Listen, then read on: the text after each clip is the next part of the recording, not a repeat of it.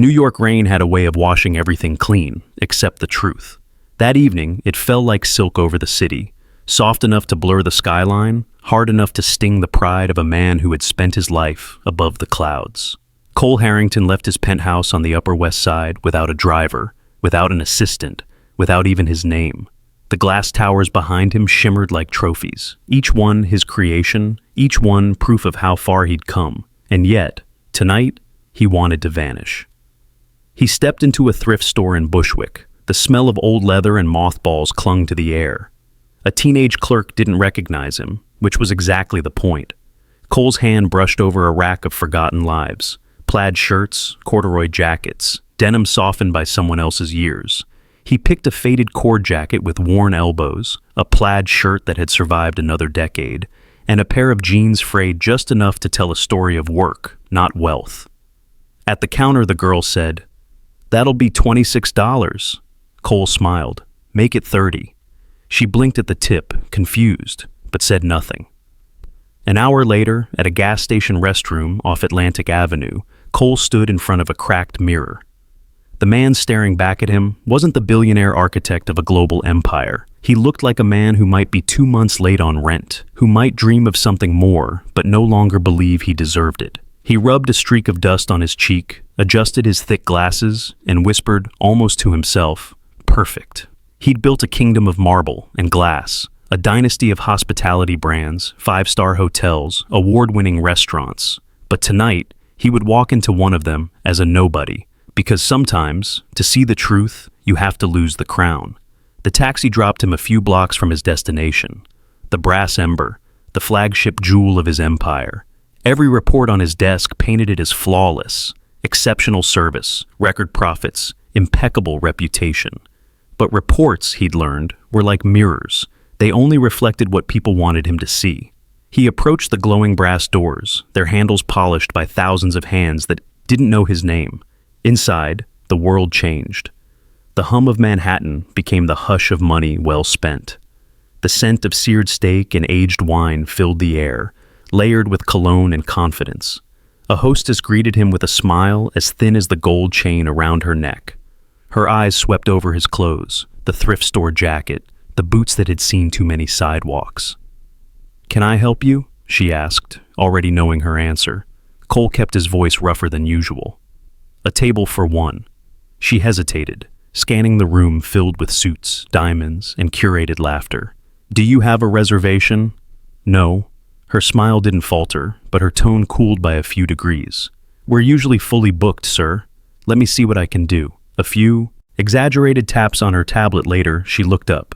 "I can seat you near the kitchen. It's all we have available." He nodded. "That'll do." She led him through the maze of candlelight and crystal, where conversations dimmed just long enough for diners to size him up. The wrong shoes, the wrong jacket, the wrong world.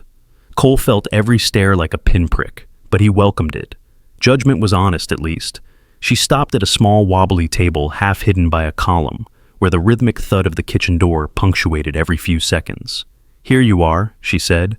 "Enjoy your meal." Her meaning was clear. Don't stay long. As she walked away, Cole sat back and let the noise of the restaurant swallow him. The laughter, the silverware, the polished script of the servers. Every movement was rehearsed, every smile transactional. He observed like a scientist. The servers glided with trained precision, their warmth calibrated to the wallets they served. The manager, sharp suit, slick hair, moved from table to table, laughing too loudly, watching too closely. Cole recognized the man from reports. Miles Kincaid, general manager, rising star, ambitious, efficient, polished, and utterly hollow behind the eyes. Perfect, Cole thought, a specimen worth studying. A server approached, a young man, asking, "Can I get you something to drink?" "Just water," Cole said. "No ice." The man nodded, his smile already fading, as he turned to more profitable tables. Cole's gaze swept the room again. The opulence was flawless, every chair upholstered, every candle aligned, every guest made to feel like royalty. Yet beneath the shine, something felt off. Too smooth, too practiced, like a play performed too many times for the wrong audience. He opened the leather-bound menu. It was heavy, embossed with gold. The prices read like small confessions. He looked toward the kitchen, where steam and motion blurred into shadow. Behind that door, he thought, was the truth of this place, not the diners or the decor, but the hands that made it work. When the server returned, Cole closed the menu. "I'll have the Imperador cut," he said. The young man blinked. "The porterhouse, sir?" "Yes, medium rare. And to drink?" Cole paused. "A glass from your Bordeaux 99, the Margot." The server hesitated a second too long. "Of course." As he walked away, Cole saw the ripple travel through the room, the server whispering to another, the hostess glancing toward the manager. He could almost feel the judgment circling like smoke. Ordering a 500er steak and a 300er pour of wine while wearing secondhand clothes. That, apparently, was a social crime. But this was the test, not of food, not of service, of character. He leaned back, hands folded on the table, and watched the machine of luxury turn. Every cog gleamed, every movement rehearsed, but none of it felt alive. For the next few minutes, no one approached him. His glass of water sweated on the table, untouched. The kitchen door kept swinging, the smell of garlic and fat teasing the air. And in that din of curated elegance, Cole Harrington felt more awake than he had in months. Because somewhere in this polished theater, he knew someone would fail the test, or pass it in a way that would change everything. He didn't yet know her name, but before the night was over, she would hand him something far more valuable than any meal he had ever paid for. A secret, written on a folded napkin. The rhythm of the restaurant never stopped. Orders shouted from the kitchen, laughter bubbling from the bar, glasses clinking like coins in a slot machine. To most people, the Brass Ember was a symphony of refinement. To Elena Park, it was survival in 4/4 time. She moved through the dining room with practiced grace, a tray balanced on one hand, her other pressed to her side where the fabric of her apron had started to fray. Her shoes, black, non-slip, and nearly smooth at the soles, made no sound against the polished wood. When the hostess pointed her toward table 14, Elena caught the faintest look of annoyance flicker across the woman's face. The table by the kitchen was where the wrong guests went, the ones who didn't fit the room's choreography. Still, Elena smiled. "I've got it," she said quietly. At table 14, the man in the corduroy jacket sat alone, the faint glow from the kitchen door lighting his face each time it swung open.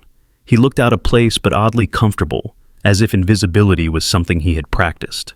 "Good evening, sir," she said gently, setting down a basket of bread and a small dish of butter. "My name's Elena, and I'll be taking care of you tonight. Can I start you off with something to drink?" He looked up, eyes steady, unreadable, and for a moment she thought she saw the faint glimmer of recognition, though she couldn't have said why. "Just a beer," he said, "the cheapest you've got." Elena nodded, her expression calm. Of course. She didn't flinch, didn't raise an eyebrow, didn't suggest something more appropriate. Her tone carried the same quiet courtesy she used with the bankers at table 5. When she turned to walk away, Cole watched the back of her uniform, the faint wear at the seams, the cheap patch of medical tape peeking beneath her wrist, where a small cut hadn't healed. She was efficient, yes, but there was something else, an honesty that had nothing to do with posture or training. From across the room, Miles Kincaid leaned against the bar, pretending to check his watch. His smile was corporate perfect, his gaze sharp as a blade. He followed Elena's every move, as if she were an equation that needed balancing. Cole noticed the pattern almost immediately. The restaurant was a machine, each server orbiting their high-value tables with choreographed precision. The diners with jewelry received lingering laughter. The middle-aged couples on modest budgets got smiles cut short at the edge of politeness. He watched as one server refilled the water for a hedge fund executive before the glass was half empty, then ignored a family in the corner whose pitcher had been dry for 10 minutes. Everything here, every gesture, every word was priced, but not hers. Elena didn't calculate. She divided her attention with fairness that bordered on defiance. She crouched beside a child at a nearby table, showing him how to hold his fork, then turned to the kitchen door, just in time to catch a falling plate before it shattered. Cole's lips curved, not quite into a smile. "Interesting," he murmured. When she returned with the beer, she set it down carefully. "Here you are, sir." He nodded. "You're new here?" "6 months," she replied. "Feels longer some nights." "That bad?"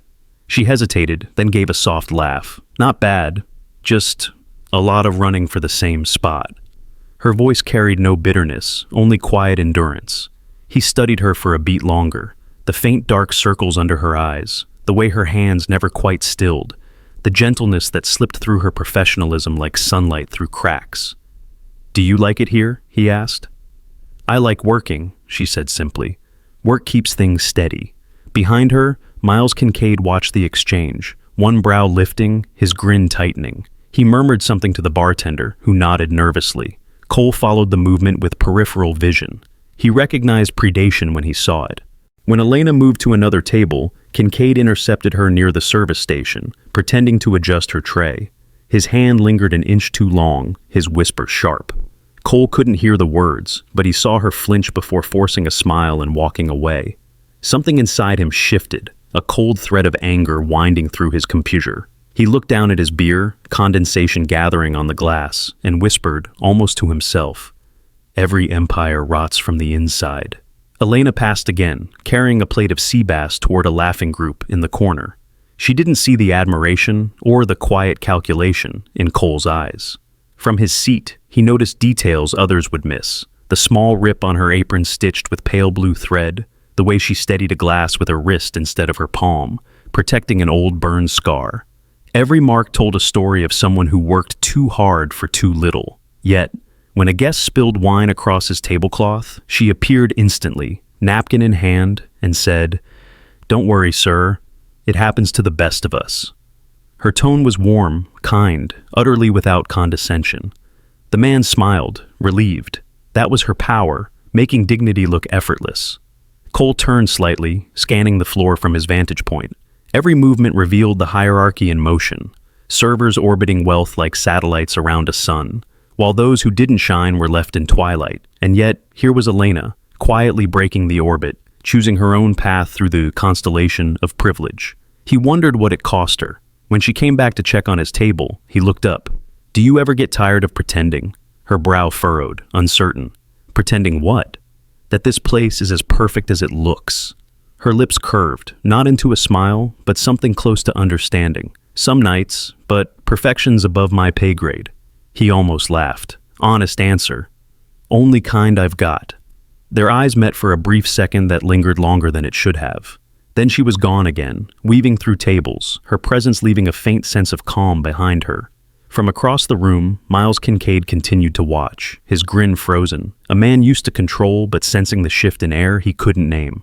Cole leaned back, tapping a slow rhythm on the table with his finger. The experiment was unfolding. The numbers in his reports had faces now. The system had cracks, and in those cracks, someone still chose to be decent. He raised the glass of cheap beer, took a thoughtful sip, and murmured, "Kindness in this place might be the rarest luxury of all." The dinner rush had ended. Only the hiss of the dishwasher and the low hum of the cooler broke the silence. "Elena, office." Miles Kincaid didn't raise his voice. He didn't have to. His tone carried the weight of consequence. Elena followed him down the narrow hall lined with framed awards. The lights flickered above, bright, sterile, unforgiving. The office was small, colder than the rest of the restaurant. On the whiteboard behind his desk, red letters screamed, "Variance."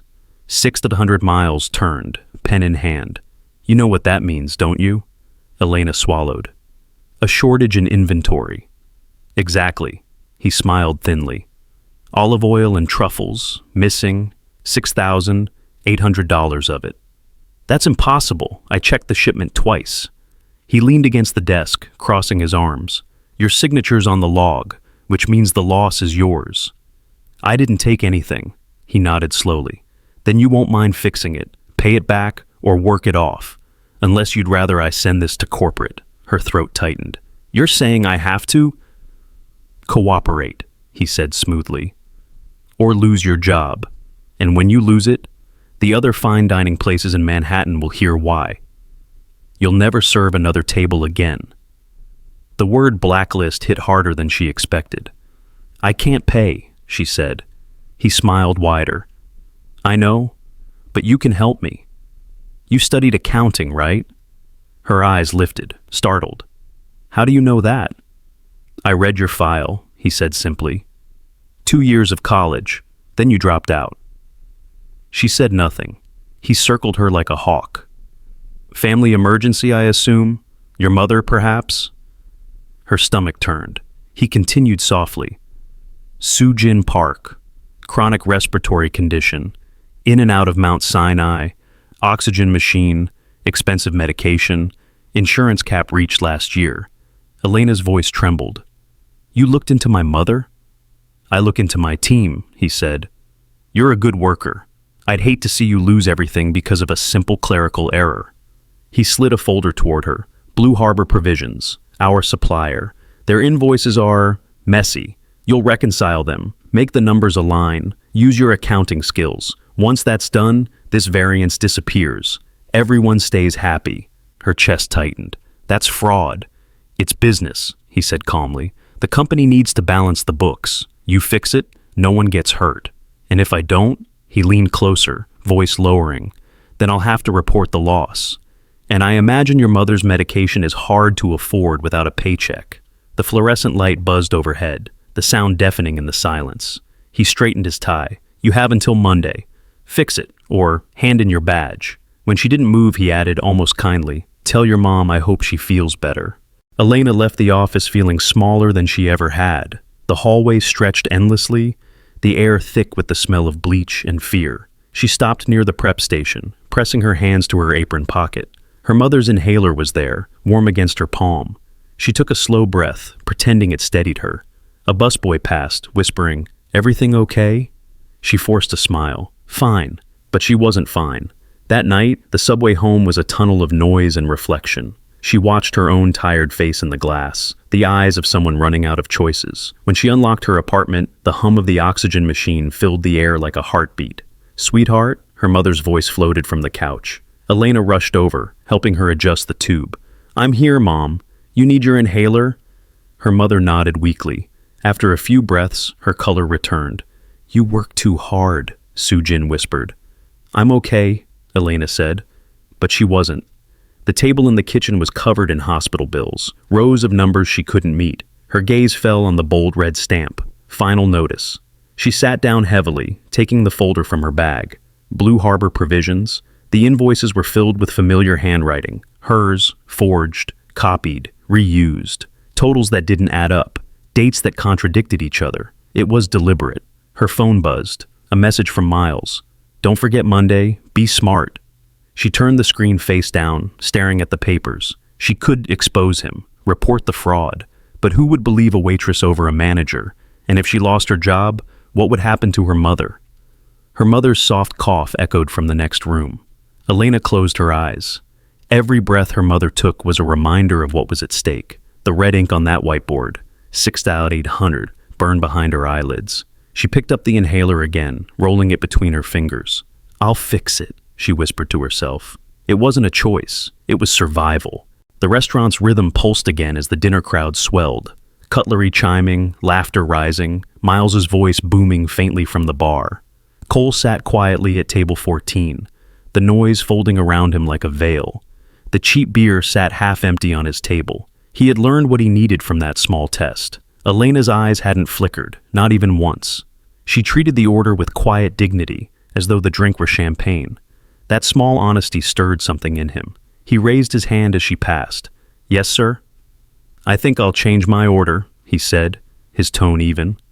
The Imperator cut, medium rare, and a glass from your Bordeaux 99, Margot label.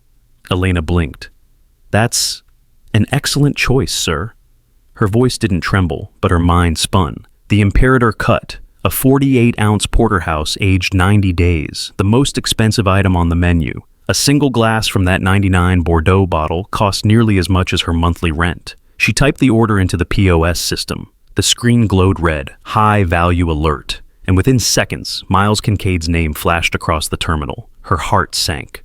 From across the dining room, she saw him glance down at his tablet, then look up sharply. He moved fast, past the bar, through the corridor, his polished shoes clicking like a metronome of danger.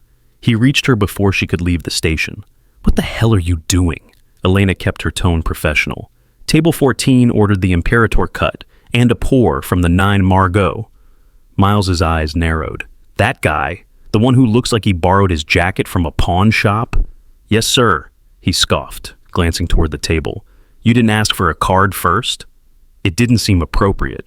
Appropriate? His voice dropped to a hiss.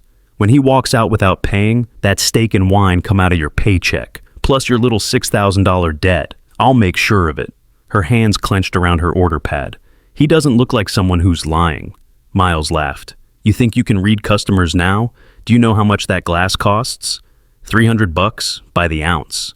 He can't afford the cork on that bottle. Elena's gaze flicked toward Cole. He sat still, reading the menu again, every movement deliberate, unhurried. There was no arrogance, no anxiety, just a strange steadiness that made her doubt her own fear. She straightened her shoulders. I'll take responsibility. Miles's nostrils flared. You already are. He jabbed a finger toward her. If that man dines and dashes, I'll double your deduction. Consider that motivation. She nodded once, not trusting her voice. As Miles stalked off, she exhaled slowly. Her shift had become a tightrope walk, every step balanced between ethics and fear. But she wasn't going to treat any customer, rich or poor, with suspicion. Not tonight. Down in the cellar, the air was cool and still. Wooden racks stretched wall to wall, each bottle labeled in looping gold script. The Bordeaux 99 Margaux stood on the top shelf. Dusty, beautiful, intimidating. Elena lifted it carefully. The glass felt heavier than she expected, as though time itself had settled inside. Her hands had been trembling all night, but as she inserted the core of a needle through the cork, something in her steadied. The faint hiss of nitrogen filled the quiet room. She tilted the bottle with precision, filling the crystal glass with dark ruby liquid that caught the cellar's dim light. For a moment, she forgot about debts, threats, or ledgers. All that existed was the clarity of the task. She carried the wine back upstairs, her steps slow and deliberate. Miles stood near the kitchen door, arms crossed, watching. She met his gaze briefly, then passed without a word. At table 14, Cole looked up as she approached. Your Bordeaux, sir. He studied the deep color before tasting. The sip was unhurried, almost meditative. Perfect temperature, he said quietly. You handled it well. Thank you. He glanced at her shoes, worn at the edges, soles almost gone, and then at the faint bruise under her wrist where she'd tightened her apron too hard. Details that others would never see. Your manager seemed agitated, he said. He's passionate about standards, she replied, forcing a smile. Passionate, he echoed softly. That's one word for it. Their eyes met for a brief moment, something unspoken passing between them. Recognition, perhaps, or warning. He cut into the steak, savoring the first bite. Every motion was deliberate, precise, like a man measuring truth. Elena refilled his water and stepped back. For the rest of the meal, she caught his gaze occasionally.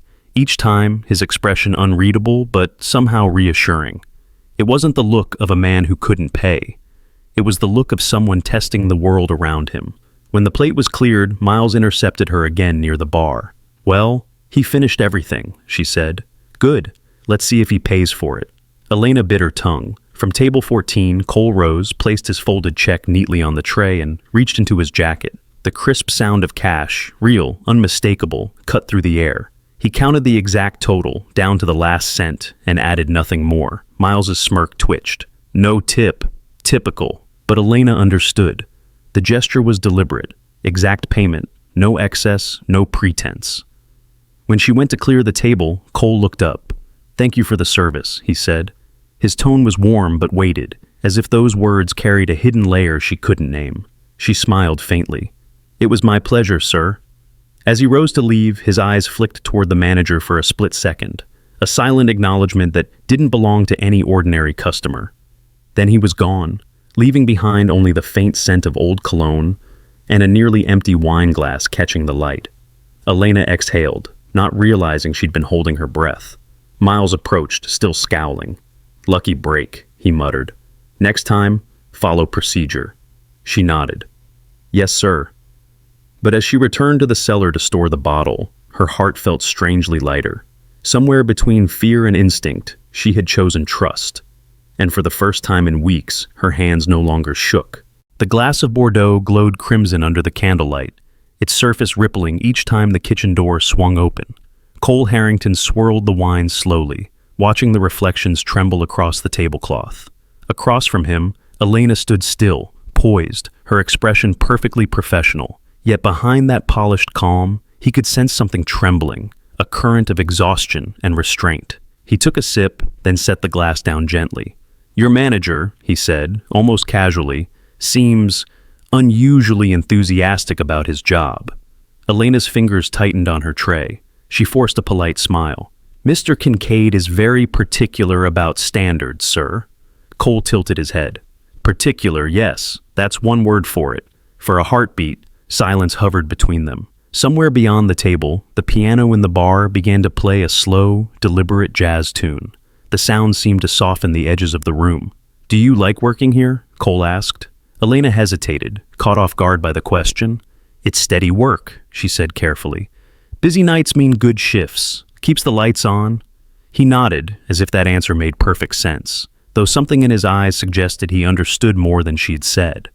As she adjusted a plate on the tray, he added quietly, "You speak about this place like someone observing it from the outside." Her lips twitched, a near smile she quickly hid. "When you work enough doubles, you learn to notice everything. The way people sit, talk, even breathe. You can tell who's celebrating, who's lonely, who's pretending not to be." Cole leaned forward, interested. "And which one am I?" She looked at him directly then, really looked, and for the first time her mask cracked just a little. "The quiet kind," she said softly. "The ones who come in not for the food, but for a few minutes where no one expects anything from them." His mouth curved, but it wasn't a smile. "Accurate." She nodded once, stepping back as another server brushed past. Her tray clattered slightly against her hip, and Cole noticed her flinch. It was subtle, but real. "Rough night?" he asked gently. "Long night," she replied. "They all are." He could have left it there, but something in her tone, the small fracture in her composure, made him stay in the moment. He watched the faint bruise near her wrist, the shadow of a ring mark that had never quite faded. "You handle pressure well," he said quietly, "better than most people I've hired." Her brows rose slightly. "Hired?" He caught himself, smiling to deflect. "Sorry, habit. I run a small business, old instincts." Elena's gaze lingered on him. "You don't talk like most people who sit at that table," she said. "Maybe that's because I don't eat in places like this very often." She tilted her head. "Really?" He looked around at the crystal chandeliers, the artfully folded napkins, the curated perfection. "I've seen enough of this world to know what's real and what's not. This," he gestured toward the room, "is a performance." Her eyes softened slightly. "Then maybe you're in the wrong theater." "Maybe," he said, smiling faintly. For a few moments, neither spoke. The sound of plates clinking filled the space between them. Elena began clearing his finished dish, her motions precise, controlled. Cole studied her as she worked, her worn shoes, her steady hands, the unguarded patience in her voice when she thanked us another server for passing. She was the opposite of everything this restaurant represented, unpolished, yet completely sincere. As she placed the tray against her hip, he asked quietly, "How long have you been here?" 6 months, she said. "Feels longer." "And before this?" "Accounting classes," she answered before catching herself. "But life had other plans." Cole nodded, pretending not to notice her regret. "It usually does." There was something about her tone, a mix of resignation and courage, that stirred a rare ache in him. "You must see a lot from this side of the table," he said. "More than most would want to admit," she replied. "The real city isn't the skyline. It's the people who clean up after it." Her words weren't bitter, just true. Cole leaned back, watching her closely. "Do you ever get tired of pretending everything's fine?" Her answer was soft but firm. "If I stopped pretending, I wouldn't last a week." He nodded slowly, almost in respect. When she turned to leave, he said, "You remind me of someone I used to know." She paused. "Someone who worked in a restaurant?" "No," he said. "Someone who believed integrity was a luxury they couldn't afford, and kept it anyway." For a brief moment, the noise of the dining room faded. Only the low hum of the lights and the slow movement of the Bordeaux in its glass remained. Elena met his gaze again, and something in her eyes changed. Recognition, not of who he was, but of what he was, someone who understood. For the first time that night, she didn't feel like a server performing a role. She felt seen. As she moved away, balancing her tray, her mind began to race. He wasn't like the others, the polished diners who measured worth in watches and credit cards. This man, in a thrift store jacket and scuffed boots, carried a kind of power that had nothing to do with money. And when he looked at her, he didn't see someone beneath him. He saw an equal. That realization stirred something dangerous, a thought she'd been suppressing for weeks. She couldn't ask for help, but maybe she could warn him. The idea flickered faintly in her mind, reckless and bright. Miles's threats, the falsified invoices, the fear that had kept her quiet. It couldn't last forever. If this man was who she suspected, someone with influence, someone decent, maybe he could expose what was happening, not for her, for everyone trapped in the same system. Elena glanced back at table 14. Cole sat still, lost in thought, the candlelight reflecting in his glass like liquid fire. Her heart pounded. She didn't know why she trusted him. She only knew she had to. The night dragged toward closing hour. The hum of conversation softened to a dull murmur, replaced by the faint scrape of silverware and the rhythmic swing of the kitchen door. Elena stood by the service station, her heart racing in a way she couldn't explain. Across the room, the man at table 14, the man in the thrift store jacket, sat quietly, finishing his coffee. He hadn't touched his phone once. His stillness unnerved her as much as it calmed her. She'd spent hours debating it in her mind, the risk, the consequence, the line between courage and ruin. But as she glanced toward the bar, she saw Miles Kincaid's reflection in the mirror, his eyes scanning the room like a hawk waiting for weakness. And she knew. Silence was no longer safety. It was complicity. She slipped into the cramped employee break room, its fluorescent light buzzing overhead. A poster on the wall read, "Smile, it's service that sells." The irony almost made her laugh. Her hands trembled as she opened the drawer where the clean linen napkins were stacked, perfectly folded in white squares. She pulled one out, pressed it flat on the counter, and stared at the blank fabric as if it were a confession booth. Words. They had to be simple, precise, and impossible to ignore. She couldn't sound desperate or personal. If she asked for help, she'd look like another worker begging for sympathy. But if she spoke like a whistleblower, calm, factual, alarming, he'd listen. She took the small pen she kept in her apron pocket and began to write, her handwriting tight and hurried across the corner of the linen. "They're watching you. Kitchen is not safe. Check the ledger in Kincaid's office. He's poisoning the supply chain." She stared at the words. No "help me," no name, just information. A warning disguised as an audit note. Her pulse pounded in her ears. She folded the napkin into a perfect square, small enough to fit in her palm, and tucked it deep into her apron. Back in the dining room, she scanned for Miles. He stood near the host's stand, laughing too loudly at a couple paying their bill. His back was half turned. She had a window of maybe 30 seconds. Cole was finishing his coffee. The check sat in its black leather tray beside him. Her feet moved on their own. "Will there be anything else for you this evening, sir?" she asked, her voice steady despite the storm in her chest. He looked up, the faintest trace of curiosity in his eyes. "No, thank you. Everything was exceptional." "I'm glad to hear that," she said, smiling professionally. Her right hand cleared the coffee cup, the water glass. Her left, hidden from view, slid the folded napkin from her pocket and placed it under the bill tray. One motion. Invisible. Perfect. She lifted the tray, covering the napkin with her fingers, then turned to leave. "Wait," he said. Her blood froze. She turned slowly. "Yes, sir?" Cole gestured to the table. "You forgot something." She followed his gaze, and her stomach dropped. The napkin was gone. In her haste, she had lifted it back up with the tray. He was staring at the empty space on the table, his expression unreadable. For a terrifying second, their eyes locked. Confusion, then disappointment. He had seen her intention and thought she had lost her nerve. Her hands shook. She could still fix it. She walked back to the table, forcing her steps to stay even. Miles had noticed her hesitation. His laughter had stopped. She could feel his gaze like a blade. "Apologies," she said, voice tight.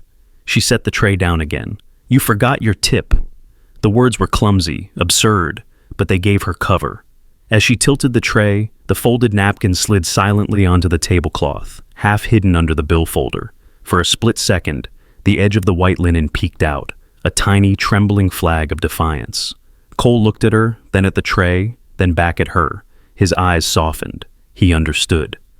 "Thank you," he said quietly. Elena turned and walked away, every muscle in her body screaming to run. She disappeared behind the kitchen door, her breath shallow, her palms slick with sweat. Cole sat motionless for a long moment. Around him, the restaurant's last guests laughed faintly over dessert, oblivious to the quiet transaction that had just occurred. He reached for the tray, fingers brushing the corner of the napkin. The texture was unmistakable, linen, not paper. He unfolded it beneath the table, the words catching the faint light. "They're watching you. Kitchen is not safe. Check the ledger in Kincaid's office. He's poisoning the supply chain." He read it twice, then a third time. His pulse quickened. The waitress hadn't asked for help. She'd given him evidence. If it was true, it meant rot at the heart of his own company. If it was false, it meant a desperate woman gambling everything on a lie. Either way, it couldn't be ignored. He slipped the napkin into his jacket pocket. When the bill arrived, he opened it and placed exact change inside. $867.53. Not a cent more. No tip, no signature, no trace. He stood, put on his old corduroy jacket, and gave a faint nod toward the manager as he passed. Miles's smile twitched, unsure whether he had just been insulted or dismissed. Outside, the night was cool and silent. Rain had begun to fall again, gentle but relentless. Cole stopped beneath the awning, unfolded the napkin once more, and read the words under the streetlight. "They're watching you." For the first time that evening, he smiled, not in amusement, but in realization. Whoever this waitress was, she wasn't just serving tables. She was sounding an alarm, and he intended to answer it. The night air outside the Brass Ember was cool and damp, heavy with the smell of rain and exhaust. Cole stood beneath the flickering awning, the city's hum reduced to a distant murmur. He unfolded the white napkin again under the pale glow of the streetlight. The words were smeared slightly from his thumb. "They're watching you. Kitchen is not safe. Check the ledger in Kincaid's office. He's poisoning the supply chain." This wasn't a plea, it was a declaration, a warning precise enough to come from someone who knew exactly what they were risking. Cole exhaled slowly. The rain began to fall harder, tracing silver lines down his sleeves. He took out his second phone, a cheap burner with a cracked screen, used only for nights like this, and dialed a single number from memory. The line rang twice before a calm, British-accented voice answered. "Daniel Reeves." "Daniel, it's me," Cole said quietly. A pause. "Sir, are you using the burner again?" "Yes." "Then I assume this isn't about quarterly reports." "It's not." Cole looked up at the glowing sign of the Brass Ember, its golden letters warped by rain. "Something's wrong inside one of our restaurants." He told him everything. The disguise, the fake beer order, the way the hostess had looked through him, the manager's arrogance, and finally, the napkin. Daniel's tone hardened. "Poisoning the supply chain? That's a serious accusation." "I know." "If she's lying, she's not." Cole's voice cut in, calm but firm. "You should have seen her face. She didn't ask for help or money. She warned me. That means she thinks someone's watching her." Daniel hesitated. "Then we should handle this properly. Launch a full internal audit. Notify legal." "No," Cole interrupted. "Not yet." "Sir, if Kincaid's involved, a formal audit will tip him off. He'll bury everything before sunrise. I want this quiet. Off the books. No digital trail, no paper trace." The line went silent, except for the soft static of rain. Finally, Daniel sighed. "You're asking me to investigate your own company in secret. I'm asking you to protect it," Cole said. "Get me everything on Miles Kincaid, employment history, financials, background checks, who he talks to, and verify the supplier he's using, Blue Harbor Provisions." "I don't recognize that name. Neither did I, which is the problem." Daniel's voice dropped an octave. "Sir, if this turns out false, we'll be open to defamation claims, even from our own manager. You'd be handing him a lawsuit gift-wrapped." Cole glanced at the napkin again, the ink bleeding slightly in the rain. "Then we'll make sure it's true." "Meaning?" "I'm going there," he said simply, "to Kincaid's office. I want to see that ledger with my own eyes." Daniel nearly laughed, dry, incredulous. "You can't be serious. You're the owner, Cole. You can't just break into your own property in the middle of the night." "Technically, I can. Technically, you'll end up on the front page of the Wall Street Journal." Cole smiled faintly. "Then let's make sure no one finds out." The pause on the other end stretched long. Then Daniel said, "You always did have a dangerous sense of curiosity." "It built the company," Cole replied. "It might also burn it down." "I'll take that risk," Daniel sighed. "All right, I'll get you what I can. Quietly, But if you're going in, you'll need someone who knows security systems better than you." "I already have someone in mind," Cole said, slipping the napkin into his jacket pocket. "Text me an encrypted file on Kincaid and Blue Harbor by dawn. And Daniel, no one else can know, not yet." "Understood, but Cole..." "Yes?" "Be careful. If she's right, you're not just walking into corruption. You're walking into someone else's cover-up." Cole ended the call without replying. The rain was steadier now, falling in soft, rhythmic waves. He leaned against the brick wall beside the alley, staring at the puddles forming on the pavement. Neon reflections from nearby signs danced across the water, red, blue, gold, blurring into something restless and uncertain. He thought of the waitress, of the calm in her voice masking quiet fear, the tremor in her hand that disappeared the moment she made her choice. That kind of courage didn't come from nowhere. He pulled out the napkin again and folded it carefully into his wallet, like evidence, or maybe a promise. Half an hour later, Cole sat in a dim corner of a bar a few blocks away, a single whiskey untouched before him. The bartender didn't recognize him, and he didn't care. He checked the time, 11:42 p.m. Daniel would need a few hours to compile the data. Until then, he had to plan his next move. The logical part of him, the CEO, said to wait, to verify, to act within protocol.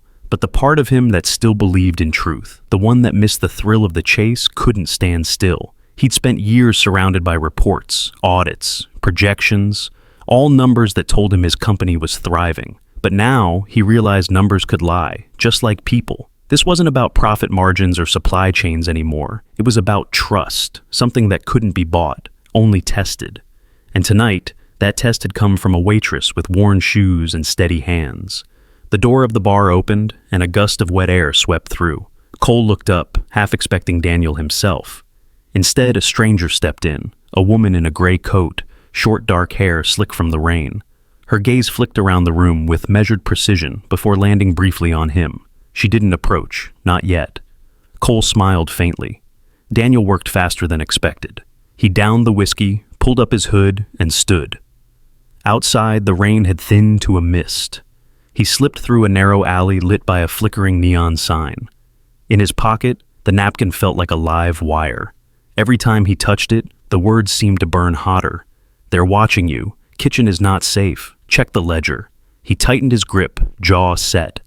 The night had started as a game, a billionaire's ritual to feel human again. But now, the disguise had become something else, a weapon.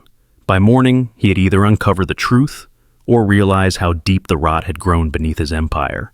By the time the clock struck 1 in the morning, the city had quieted into a hum of rain and electricity. The Brass Ember's grand facade, once glowing with life, was now dark except for the faint green of its emergency lights. A white van rolled to a stop in the alley behind it, its logo reading Sparkle Clean Y, Facility Services. Cole stepped out first, wearing a gray janitor's jumpsuit that still smelled faintly of plastic wrap. His reflection in the van's mirror looked nothing like the billionaire who owned half the skyline. The disguise was too good. From the driver's seat emerged a woman in her mid-30s, compact build, quick eyes, dark hair tucked under a baseball cap. Her movements were deliberate, efficient, as if her body had been trained to think before her mind did. "Vera Locke," she said flatly, holding out a gloved hand. "Mr. Reeves briefed me. You're my assistant tonight." Cole almost smiled. "You don't sound thrilled." "I don't do thrilled. I do results," she said. "And tonight, our results are in there." She jerked her chin toward the restaurant's steel back door. She scanned the keypad. "Blackwood Security System, version 9. I helped install it for your company 4 years ago." "You sound proud," Cole said. "Not really," Vera replied, fishing a thin magnetic card from her pocket. "I'm just annoyed I have to break into my own work." A muted click sounded. The door opened. Inside, the air was thick with bleach and silence. The restaurant, without its music or laughter, felt unnatural, like a cathedral stripped of faith. Vera handed him a mop bucket. "Push that. Look bored." "Bored? I can manage." The hallway ahead was lined with stainless steel panels. Motion sensors blinked to life, illuminating sections one by one as they moved forward. The sound of the mop wheels echoed softly on the tile floor. "Cleaning crew clocked out 20 minutes ago," Vera whispered. "We've got 2.5 hours before the next shift arrives. Cameras are on a standard night loop, 30-second delay for motion triggers. She stopped beside a mounted security camera. With one swift motion, she placed a small black patch over the lens. And now, we're ghosts. Cole followed her down a narrow corridor toward the office section. The hum of refrigeration units buzzed faintly from the cold storage beyond. "What exactly are we looking for?" he asked. "Everything that shouldn't exist," Vera said. "If Kincaid's running an independent racket, it'll be buried in his digital trail. Financial ledgers, shipment receipts, maybe even blackmail footage. But I want the physical ledger too. People like him always keep trophies." They reached the door marked manager's office. Authorized personnel only. Vera knelt, examining the keypad lock. She smirked. "He's got the same 4-digit system I expected. Most managers choose something personal. Birthday, anniversary, favorite player." She ran a handheld decryptor across the pad. The small screen flashed possibilities in rapid succession. "Come on," she murmured. Cole leaned against the wall. "What would you guess?" "His ego's big," she said. "I'd bet he used the date he won that Manager of the Year plaque he's always bragging about. It's on his resume." She punched in 0523. The lock beeped twice, then clicked open. Cole raised an eyebrow. "That easy?" "Ego always is," Vera said, pushing the door open. The office smelled of cheap cologne and stale coffee. A row of framed photos lined the wall. Kincaid shaking hands with city councilmen, Kincaid at charity events, Kincaid in golf gear with the same smug grin. Vera wasted no time. She swept a handheld scanner across the desk, searching for hidden drives. No direct network lines. He's using a local NAS server, probably under the desk. Cole knelt and found it immediately, its blinking lights casting faint reflections. "Can you pull data from that?" "Already doing it," she said, plugging in a flash decryptor. "Give me 90 seconds. While she worked, Cole's eyes drifted to the bookcase behind the desk. A collection of leather-bound restaurant management guides filled the shelves, 2 neatly arranged. He pressed on one of the spines. It didn't move. Another. Still nothing. Then he noticed the slight indentation in the drywall, a hidden panel behind a row of food safety regulations manuals. He ran his hand along the edge until he found a cold seam of metal. "Wall safe," he said. Vera glanced up. "Figures." She stood, pulling a small magnetic disc from her pocket. "This'll disable vibration sensors. Hold still." She pressed it to the safe door. The faint hum subsided. Then she attached a tiny keypad interface, running a quick algorithm through her decryptor. "Same trick," she muttered. "Try the date again." Cole entered 0523 on the safe's keypad. A soft mechanical click followed. Vera grinned. "You're starting to think like a criminal." "Just a careful owner," he said dryly. Inside the safe were several stacks of cash, a passport, and a black leather-bound book labeled Blue Harbor Provisions, Invoices. Vera took a series of rapid photos with a pen camera. "This is our smoking gun." "Copy everything," Cole said. "Already done." She slipped a Ma's camera back into her jacket. "But we're not finished." They moved to the storage area behind the kitchen. The temperature dropped sharply as they stepped inside. Rows of vacuum-sealed cuts of meat filled the shelves, each tagged with the supplier's name, Blue Harbor Provisions. Vera whistled softly. "Doesn't exist on any FDA registry. I checked." Cole lifted one of the packages, examining the label. "Expiration date's wrong. This batch was packed 3 months before the date stamped here." She nodded. "I'll take a sample." Using tweezers, Vera slipped a sliver of the meat into a sterile pouch, then did the same with a small bottle of olive oil from the prep shelf. "Cross-contamination samples," she said. "If the story on this napkin's true, these aren't mistakes. They're deliberate." Cole felt a slow anger rise in his chest. "He's feeding people poison for profit." "Not just feeding," Vera replied. "He's laundering money through it. Condemned meat bought cheap, sold as premium. The rest siphoned into offshore accounts. Classic racket." Cole clenched his jaw. "And it's happening under my name." Vera shut the cooler door, erasing their footprints from the condensation. "Then we burn it down quietly." A distant sound, footsteps from the service corridor. Both froze. She mouthed, "Time to go." They pushed the mop bucket ahead of them, blending once more into invisibility. The hum of the refrigeration faded behind them. By the time they exited into the alley, the city had begun to glow with the faint promise of dawn. Cole climbed into the van, the leather ledger on his lap. He didn't open it yet. He just stared at the cover, rain pattering softly on the windshield. Vera started the engine. "You sure you're ready to read what's inside?" Cole looked up, his eyes cold and determined. "Ready or not, it's my company, my responsibility." The van was parked a block away, engine idling in silence, when Cole opened the black leather ledger on his lap. The streetlight above flickered, flashing shadows across the pages. Each line was handwritten in immaculate precision. Date, container code, origin, blend ratio. The neatness made it more horrifying. "Olive oil dilution, 35% blend with industrial grade," Cole murmured, flipping through. "He's cutting it with cheap filler." Vera leaned closer, her gloved finger tracing a line near the bottom. "Look here, Wagyu relabeling. Kobe shipments rebranded as higher grade domestic. He's counterfeiting premium meat." In the center of the ledger, a thin business card was tucked between pages. Blue Harbor Provisions, exclusive distributor, a meaningless name printed on cheap stock paper, but the phone number was international. "Offshore contact," Vera said. "Most likely Shell accounts routing payment. The ledger's just the tip of it." Cole turned another page. A section marked G-Transit Holdings appeared beside lists of containers, each marked with short codes: PGH 102, PGH 118, PGH 127. Next to them, faint notations: Dock 7B, cleared. Batch washed. FDA rep paid. The chill in the air seemed sharper now. "This isn't corruption," Cole said, his voice low. "It's systemic rot. They're bribing regulators, falsifying inspections, poisoning the brand from the inside. And profiting off every ounce," Vera added. She powered on the small NAS drive she'd pulled from under Kincaid's desk. Its green indicator blinked alive, washing their faces in cold light. "Encrypted partition," she muttered. "PGP keys required." Cole leaned forward. "Can you break it?" "I don't need to. I can clone it. But let's see what he's hiding first."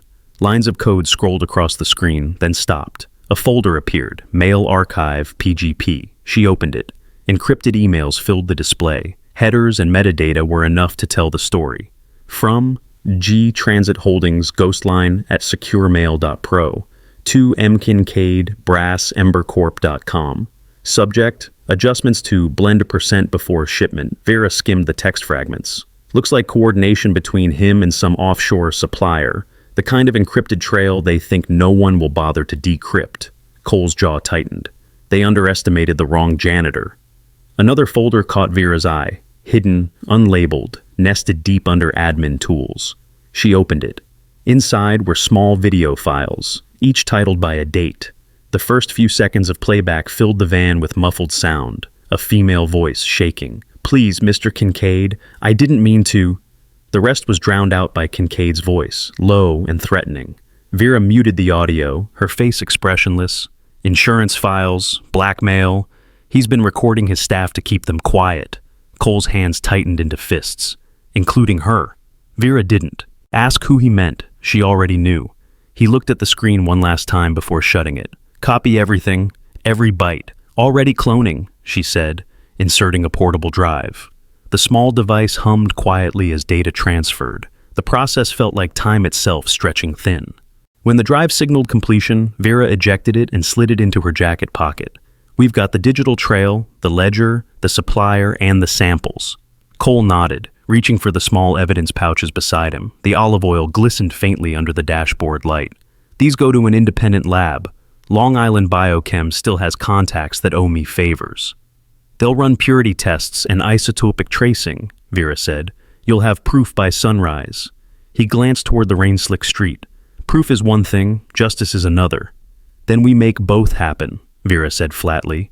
"We expose Kincaid, trace G-Transit Holdings, and cut this cancer out of your company, quietly, before it spreads." Cole looked at her, steady, precise, unflinching. "You talk like this isn't your first ghost operation." "It isn't," she said, putting the NAS drive in a sealed case. "But it might be the most personal." They exchanged a brief, wordless understanding. Two people bound by necessity, each holding a piece of something larger than themselves. Inside the restaurant, the fluorescent lights flickered faintly. Their footsteps echoed softly against the tiles as they made their way back through the hall. They passed the stainless steel corridor again, motion sensors flicking on in lazy sequence. Vera stopped just long enough to peel off the blackout patches from each camera, restoring the illusion of normalcy. "Someone checks those feeds at 6 a.m., she whispered. "They'll see nothing unusual." Cole pushed the mop bucket ahead of him, as though they'd been cleaning the whole time. When they passed the kitchen, he glanced through the porthole window. The counters gleamed, spotless and sterile, a perfect mask hiding corruption underneath. "Hard to believe what's behind all this shine," he murmured. "That's why it works," Vera replied. "People trust clean surfaces." At the service exit, she paused and listened. The faint whine of a delivery truck echoed somewhere beyond the alley. Routine morning prep, not a threat. "Go," she said softly. They slipped outside, closing the door behind them with a muted click. The rain had stopped, leaving only the hiss of traffic on wet pavement.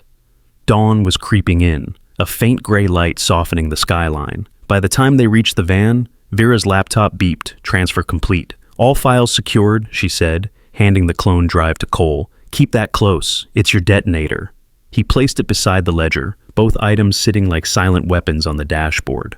"Once Daniel gets the data," Cole said, "we move to verification. Labs confirm contamination. Then we go to federal authorities. Or," Vera countered, "you make it public yourself. Drop the story before anyone can bury it." Cole considered it.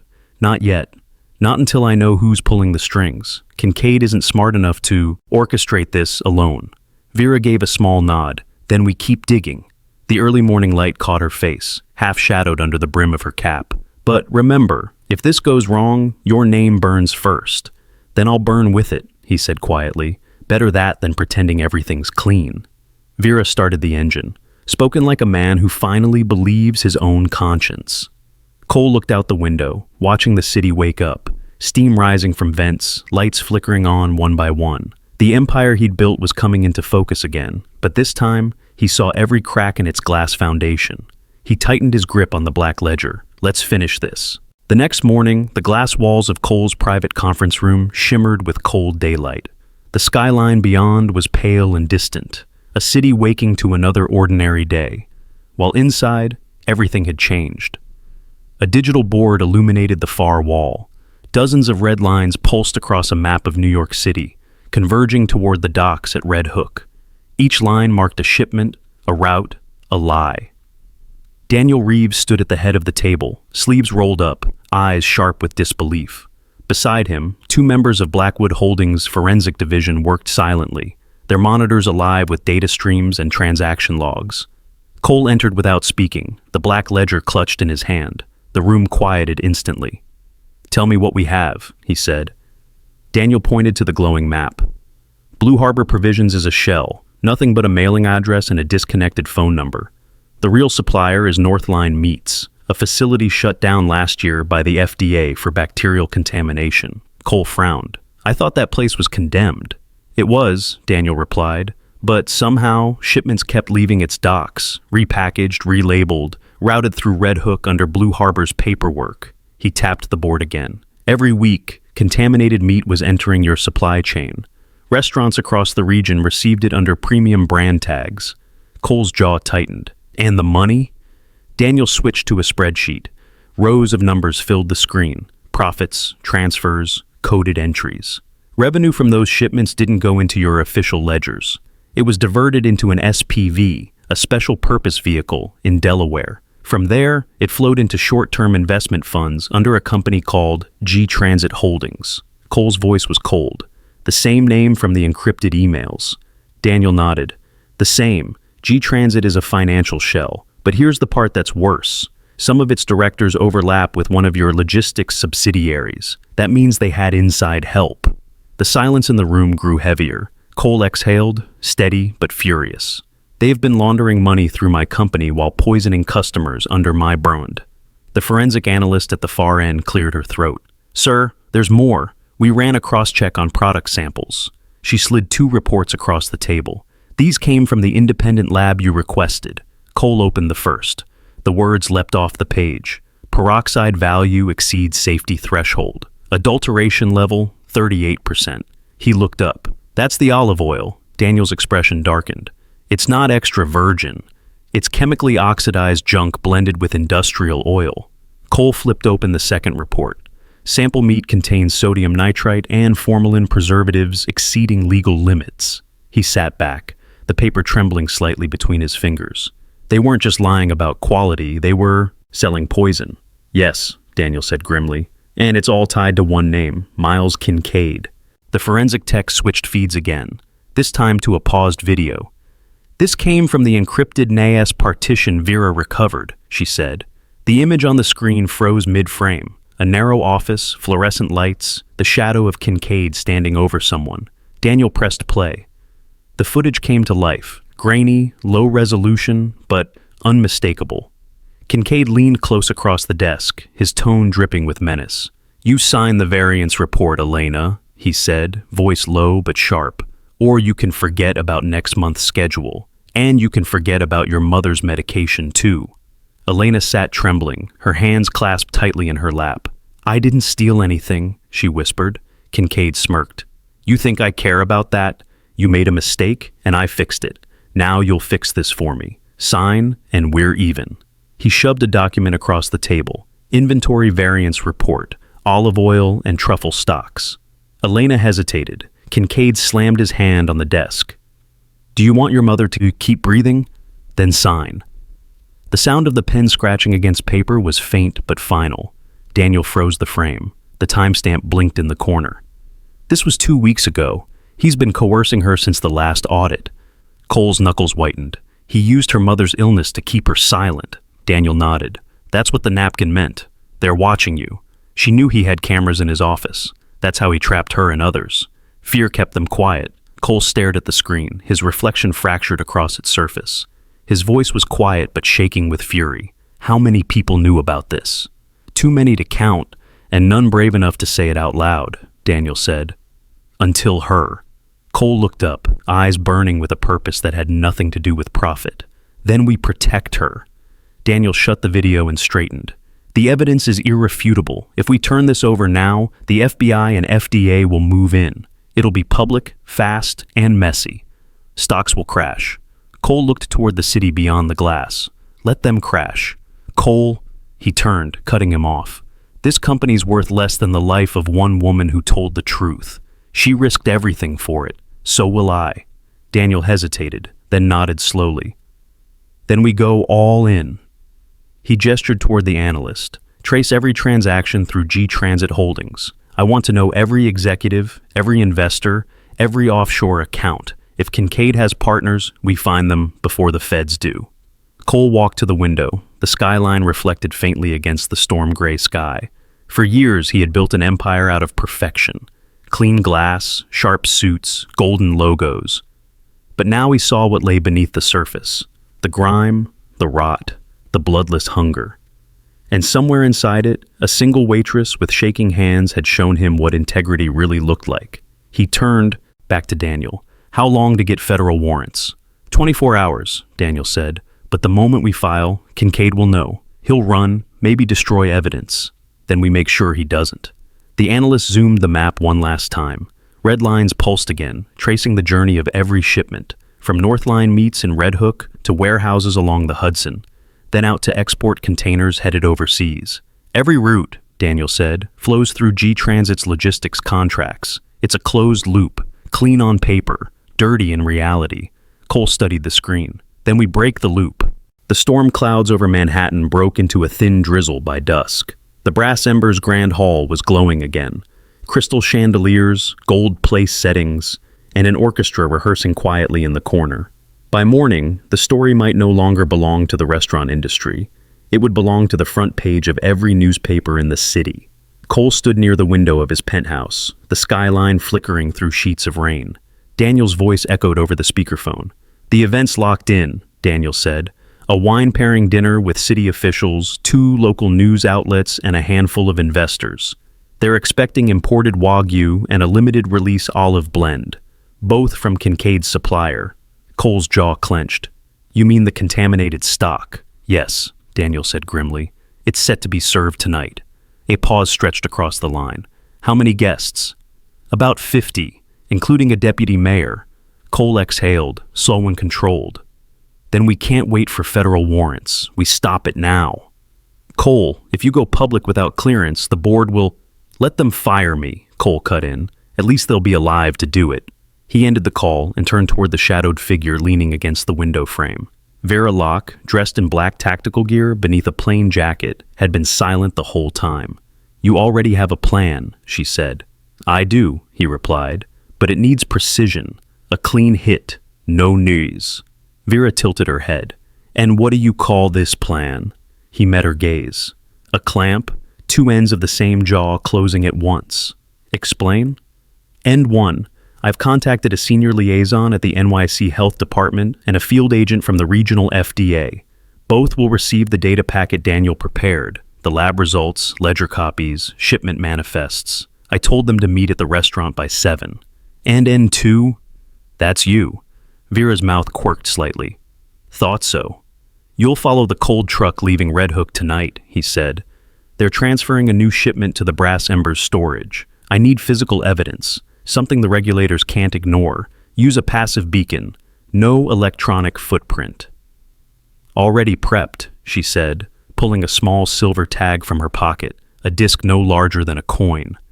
"GPS free, tracks via shortwave radio, ping, battery life, 12 hours. Cole nodded. "Once you've tagged the truck, follow it to the Midtown Transfer Depot. If you can get photos of a label switch or a pallet swap that seals the case." Vera adjusted her cap. "What about you?" "I'll be inside the Brass Ember. When the authorities arrive, I'll make sure the food is still untouched." "That's risky," she said quietly. "Kincaid won't sit still when he realizes what's happening." Cole's voice hardened. "Then let him see who he's been stealing from." By 9:30 p.m., the rain had turned into a fine mist. At the Red Hook shipping yard, Vera crouched behind a stack of pallets, her black cap pulled low. Forklifts beeped in the distance. The air smelled of salt and diesel. She peered through the camera of her body rig. A refrigerated truck idled near Warehouse 12, its back doors open, releasing a faint hiss of cold vapor. Men in slickers moved under yellow floodlights, unloading crates from a container marked Blue Harbor Provisions. The labels gleamed white under the rain, too clean, too new. She zoomed in. On the ground beside them lay a second pile of discarded boxes. The old labels, faded, frayed, and bearing the mark of Northline Meats. Her camera clicked silently. One worker peeled the Blue Harbor stickers and pressed them over the Northline ones, smoothing the surface with his wet sleeve. The deceit was mechanical, practiced, routine. Vera moved closer, crouching behind a stack of oil drums. She watched another worker lift a crate of olive oil bottles, each labeled Extra Virgin Blend, product of Italy. He handed it to a supervisor, who scraped off the lower barcode and replaced it with a fresh tag from a folder marked Red Hook Reprint. Her heart rate stayed calm. The camera blinked green, recording. She slid the beacon under the truck's rear bumper, its adhesive locking to metal. The faint pulse of a signal blinked once on her wrist receiver. Tagged. The truck doors closed with a heavy clang. "Load it up," the supervisor barked. "Delivery to Midtown by 11 o'clock. We're behind schedule." Vera watched as the men climbed into the cab. The vehicle rolled forward through the puddled yard, its headlights cutting twin paths of light through the mist. She raised the camera for one last shot, a close-up of a half-torn label where the new sticker didn't quite cover the old one. The words, Northline Meats, Lot 14A, peeked from beneath the fresh Blue Harbor veneer. Click. Proof. Across town, the Brass Ember glittered under warm chandeliers. Inside, servers set down gleaming wine glasses, rehearsing service cues for the evening's exclusive tasting. Cole arrived quietly through the back entrance, dressed not as a guest, but as a man with unfinished business. He found Kincaid near the bar, reviewing menus with false charm. "Mr. Harrington?" Kincaid blinked, his smile tightening. "What an unexpected surprise." Cole's tone was calm, almost pleasant. "Thought I'd see how my restaurant was running before the guests arrive." "You could have called ahead," Kincaid said, voice turning cautious. "I prefer spontaneity," Cole replied, eyes scanning the room. "Keeps people honest." He turned toward the kitchen, where staff were preparing the night's dishes. "Tell me, Miles, what are we serving tonight?" Kincaid hesitated. "Imported Wagyu, special olive blend, from Blue Harbor, as always." "Blue Harbor," Cole repeated softly. "Reliable name." The sound of police radios crackled faintly in the distance, unnoticed by the staff. Meanwhile, Vera followed the truck through the city's arteries, the receiver blinking softly with each turn. When the vehicle stopped at a midtown storage depot, she parked a block away and slipped out, camera ready. Through the chain-link fence, she captured the next scene. A new set of crates waiting under tarps. Workers unloaded the truck's contents and swapped pallet tags, removing Northline identifiers and replacing them with clean Blue Harbor ones. One crate cracked open, leaking oil that shimmered unnaturally under the floodlights. Too thick, too dark. Vera zoomed in, catching the moment one man sealed it again. "Got you," she whispered. She uploaded the footage to Daniel's encrypted server before disappearing back into the rain. By the time she texted done, the authorities were already on their way to the Brass Ember. Inside the restaurant, Cole stood calmly at the center of the dining hall, a quiet storm behind his eyes. Kincaid's phone buzzed once. His face went pale. Cole met his gaze and said softly, "Dinner's canceled." By noon, sunlight poured over the mirrored windows of the Brass Ember, cutting sharp reflections across the quiet street. Two black SUVs rolled to a stop in front of the entrance. Doors opened in practiced sync, and out stepped Cole Harrington, Daniel Reeves, and two officials, one from the FDA, the other from the New York City Health Department. The moment the hostess saw the badges, the color drained from her face. Inside, the hum of lunchtime chatter faltered. Waiters froze mid-step. Diners looked up, forks halfway to their mouths. The air, once perfumed with truffle and charred rosemary, turned electric. Elena stood near the bar, holding a stack of menus. Her breath caught when she saw him. Cole, no longer the quiet man in thrift store clothes, but the real one. Commanding, crisp suit, the weight of authority in every stride. Her heart thudded painfully. He wasn't supposed to be here. For a brief, awful moment, she thought he'd come to expose her, to make an example of the foolish waitress who had dared to interfere. "Mr. Harrington?" Miles Kincaid's voice cracked slightly as he hurried forward, forced smile plastered on. "What an honor. Had I known, we would have..." Cole's gaze cut through him like glass. "Let's take this to your office." The narrow hallway seemed longer than usual. Elena could hear their footsteps fade behind the closed door, the muffled sound of low voices inside. She stood frozen near the kitchen entrance, menus still clutched in her arms. Her mind replayed the napkin, the whisper, "You forgot your tip." Had she doomed herself, or everyone else? Daniel closed the office door behind them. Inside, the air felt heavier. Stale coffee, recycled air, the faint scent of fear. Cole stood near the desk, looking at the trophies lined neatly along the shelf. His eyes lingered on the Little League baseball cup. "You like this one?" he asked quietly. Kincaid blinked. "Sir?" "The trophy," Cole said, tapping the glass edge of the shelf. "Manager of the year, right? Did 3?" Kincaid laughed nervously. "Yes, sir. One of my proudest moments."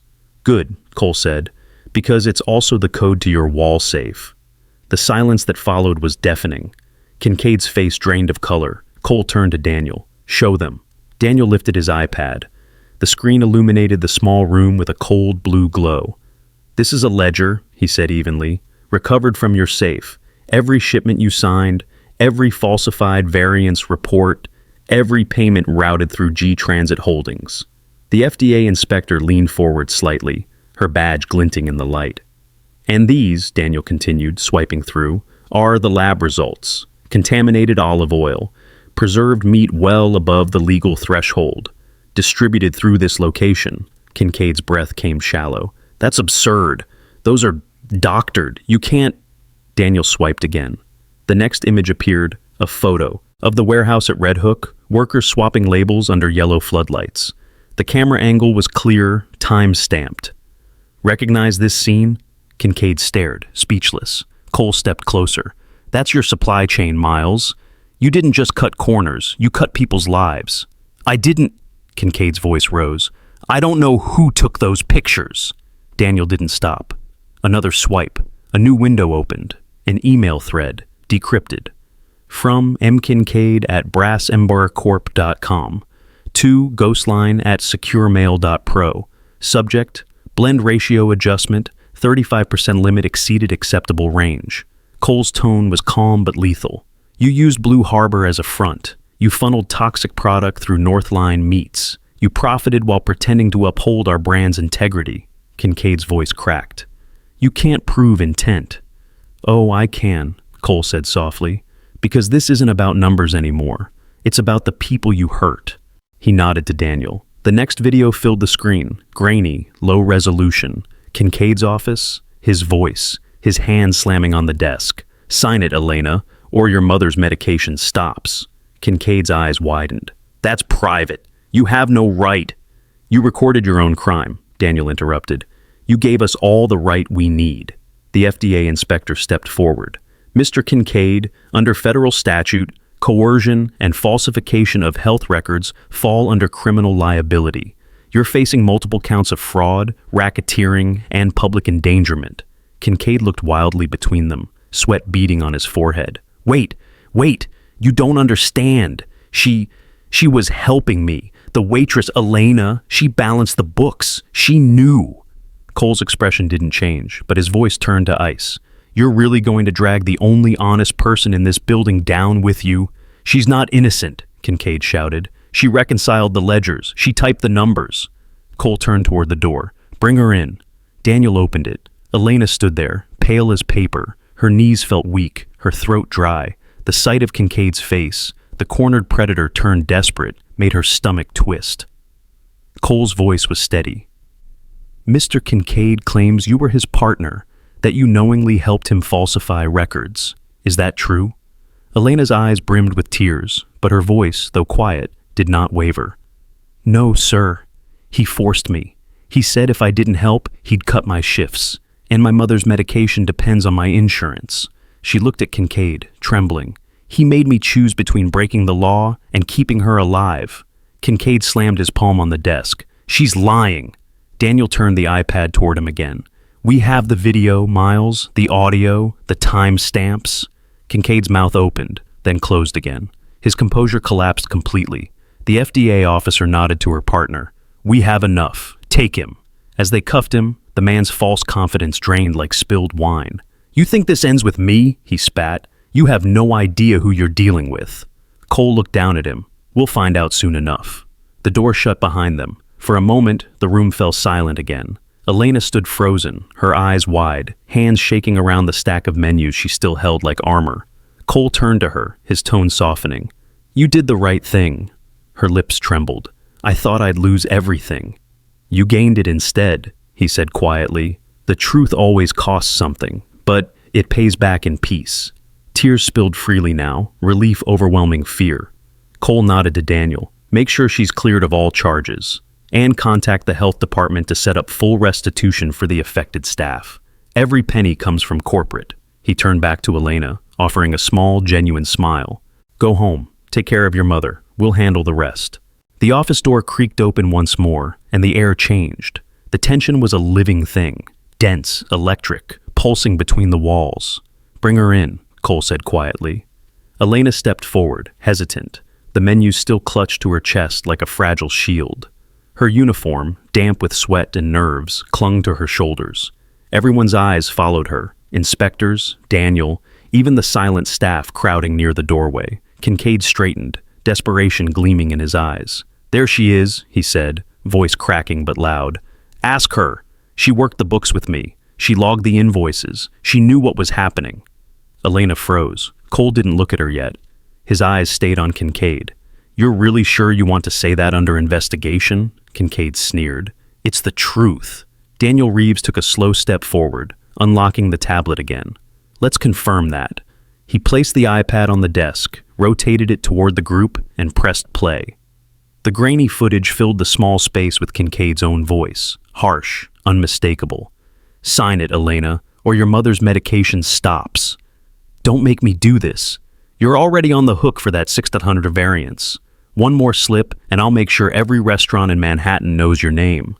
The sound of a pen scratching paper echoed through the speakers, then silence. No one breathed. The FDA inspector crossed her arms. That sounds like coercion to me. Kincaid's jaw worked soundlessly. That was taken out of context? Don't, Daniel said sharply. You trapped your staff, falsified inventory, and funneled contaminated products into the public supply chain. Context doesn't save you. Kincaid's composure cracked. She wanted to keep her job. She chose to do it. Elena's voice finally rose, trembling but clear. You think I had a choice? Her eyes flashed, tears catching the light. You knew my mother was sick. You used it to control me."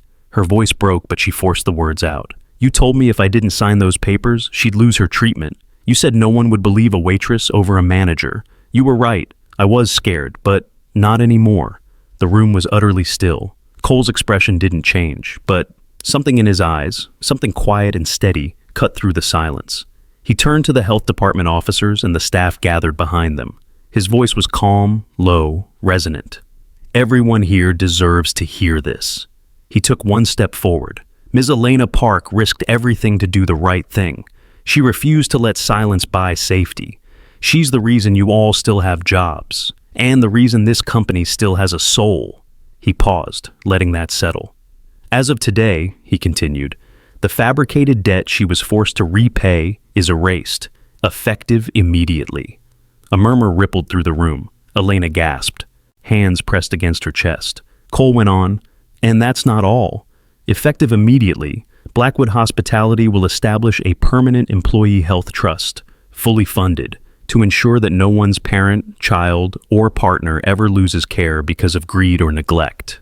His gaze softened as he turned to her. "Your mother's treatment, Ms. Park, will be covered for life." Elena blinked, her lips trembling. You don't have to." "I do," Cole said, "because people like you remind people like me why we started building things in the first place." Tears streamed down her cheeks. She bowed her head, whispering, "Thank you." Daniel stepped in, his tone businesslike again. "And one more thing, we're not just fixing this branch, we're fixing the system." He turned the tablet back around, scrolling through a document already signed and time-stamped. "Effective immediately, Elena Park is appointed Director of Ethical and Employee Welfare at Blackwood Holdings. You'll have direct access to all supply chain audits, vendor reports, and ethics protocols. You report only to the CEO." Elena blinked, stunned. I don't know how to." "You already do," Cole said, a small smile in his voice. "You just proved it." Daniel continued. "Your department will oversee a whistleblower hotline operated by an independent law firm.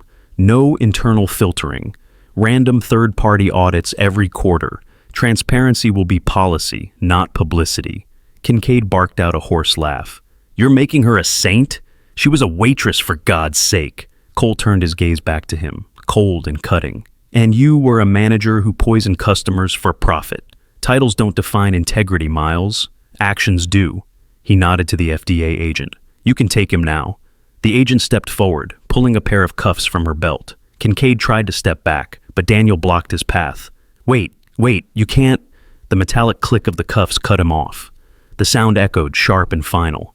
The health department officers entered next, clipboard in hand. "We're sealing the kitchen and storage until further notice," one announced. "All contaminated stock will be confiscated." Cole gave a short nod. "Every supplier linked to this chain is suspended pending investigation. No exceptions." He turned back to Elena. "You'll oversee the transition. Report directly to me when the new compliance structure is ready." Her breath hitched. "Sir, I don't have words." "You don't need them," Cole said. "You already spoke when it mattered most." As Kincaid was led past her, he spat bitterly. "You'll regret this, both of you." Elena didn't flinch. She only whispered, "Not anymore." The door closed behind him with a heavy thud. For a long moment, no one moved. Then the entire staff seemed to exhale at once, an invisible weight lifting from the room. Elena covered her face, sobbing quietly. Relief, exhaustion, disbelief, all of it poured out in silence. Cole watched her, something almost gentle in his expression. Then he gave a small nod. Acknowledgement, gratitude, respect, all in one motion. "You changed more than you'll ever know," he said softly. Morning sunlight streamed through the tall glass windows of the Brass Ember, washing the marble floor in soft gold. The city outside had already moved on. Yellow cabs, vendors, a rush of ordinary life. But inside, everything felt new. The restaurant had reopened after 6 weeks of inspection and reconstruction. Gone were the layers of secrecy and fear. On the far wall near the entrance, a new frame hung beneath the restaurant's crest. The words etched in brass were simple, but powerful. "Supply chain transparency. We rebuilt with integrity." Every guest who entered paused to read it. Some smiled, some took photos, but to the people who worked there, it wasn't decor, it was a promise. At table 14, sunlight glinted off a polished water glass, the same corner near the kitchen where a quiet experiment had once begun, the same place where the empire had cracked and started to heal. Cole Harrington sat there now, dressed casually in a linen jacket, a single notebook open beside his coffee. The air smelled of renewal, fresh paint, roasted beans, lemon polish. He wasn't here to inspect or test anymore. He was here to remember. The sound of heels approached, steady, confident, no longer timid. "Elena Park," he said, smiling as she stopped beside the table. "Good afternoon, Mr. Harrington." Her voice was warm but measured, carrying a calm professionalism. Around her neck hung a sleek black badge embossed with silver letters, Director of Ethical and Employee Welfare. "Director suits you," he said. She smiled. "Still getting used to people calling me that. Half the staff keep asking if I'll make them fill out ethics quizzes." "Will you?" "Only if they deserve it," she replied, a flicker of humor in her eyes. Cole chuckled softly, then gestured to the seat across from him. "Sit for a moment." Elena hesitated, then did. The last time she'd stood here, she'd been terrified, clutching menus as her world collapsed. Now, she sat across from the man who had changed everything, with gratitude, but also quiet strength. "I saw the plaque," she said. "It feels different now, lighter." "It should," Cole said. "This place was built on pretense. You helped rebuild it on truth." She shook her head gently. "All I did was tell someone the truth." He looked at her with something like pride. "That's harder than you think. People mistake honesty for simplicity, but honesty, real honesty, costs something." She nodded, glancing around the dining room. The same chandeliers, the same walls, but new energy. Laughter from the staff, no more fearful glances at the manager's door. "Do you miss pretending to be someone else?" she asked. Cole smiled faintly. "Less than I thought I would. The disguise taught me what my money couldn't buy, how it feels to be invisible. You reminded me why I stopped liking mirrors." Elena tilted her head. "And why's that?" He met her eyes, calm and clear, because they only show what people want to see, not what matters. A pause settled between them, soft, reflective. "Can I tell you something?" he said quietly. "That night, when I walked in here wearing that corduroy jacket, I came to test everyone else, to measure integrity by how they treated a man they thought had nothing. But you..." He smiled slightly, almost wistful. "You made me test myself instead." Elena's eyes softened. "Then maybe both of us found something we weren't looking for." "Maybe," Cole said. "Maybe wealth isn't measured in what you own, but in what you repair." The sound of laughter broke the quiet. Across the room, two servers were playfully arguing over dessert menus. The new manager, just smiling, a woman promoted from within, called out reminders about safety checks. There was warmth in the rhythm now, not fear. Daniel Reeves stepped in briefly, handing Cole a report. "Quarterlies are in," he said. "Revenue's up 15%. The press piece about the rebuild went viral. People trust the brand again." Cole nodded, but didn't look at the numbers. His eyes stayed on Elena. "Trust," he said. "That's the real profit." Daniel followed his gaze and smiled knowingly. "You always did have strange accounting methods." He left them with a wink. Elena laughed softly. "He's right, you know." "Good," Cole said. "I like being unpredictable." She looked down at the table, then back up. "So, what happens now?" "Now," he said, "you keep the system honest, and I keep it funded." She grinned. "That sounds fair." Outside, sunlight rippled off the East River like a living mirror. From the window, Cole could see it glinting, steady, endless, cleansing. He spoke almost to himself. "You know, I used to think wealth meant never being questioned, but now..." He paused, eyes tracing the horizon. "Now I think it means having the power to correct your own mistakes, and to lift the people who helped you see them." Elena watched him, the light shifting across her face. "That's a definition the world could use." "Then let's make it our standard," he said. She nodded slowly. "You've changed, Mr. Harrington. Maybe I just became who I should have been all along." They sat quietly for a moment, listening to the muted clink of dishes, the murmur of satisfied guests. Then Elena stood, smoothing her new blazer. "Thank you for believing me, for everything." Cole looked up at her, eyes kind but steady. "No, thank you for reminding me what belief looks like when it's earned." As she turned to leave, her new shoes, black leather, polished and whole, clicked lightly across the marble. Cole looked at the plaque once more. Supply chain transparency. We rebuilt with integrity. He traced the edge of his coffee cup, thoughtful. A linen napkin, he murmured, and a little courage. That's all it took. The East River shimmered beyond the window, sunlight scattering like coins across the water. And in that stillness, Cole smiled, not as a man chasing perfection, but as one finally learning the meaning of redemption.